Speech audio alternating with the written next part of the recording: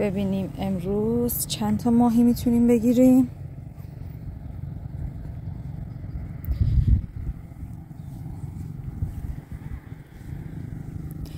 نه اینجا هم کلی گذاشتیم.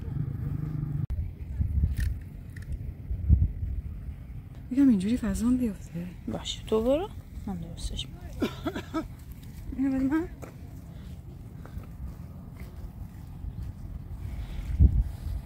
برو بگه من کار. نه ماهی رو بگیرم بعد بندازم. سب کن ماهی داره مگه؟ ماهی کوچولو داره. آره وای ماهی کوچولو رو نشون بده تو دنیا.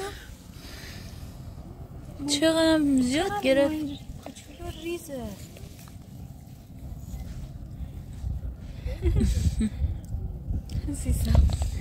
اینو بر تو من حالا میخواد بندازی خودت؟ آره آره حالا بگه برو.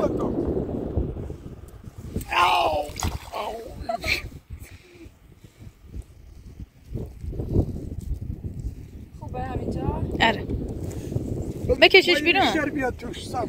خب بیاد شما توماش مصرف شد دیگه. بقدر زورتون زیاده. پرتابتونم آخرش گرفت آخرشه ایناهاش. ایوه حالا اینو ببندم. بده من.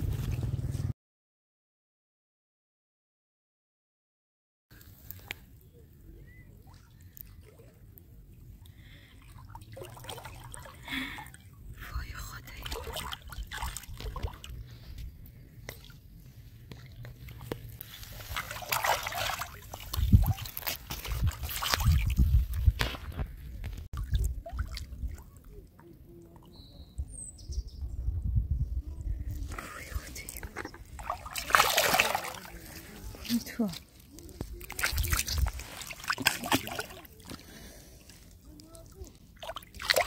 برو فعلا تو آب.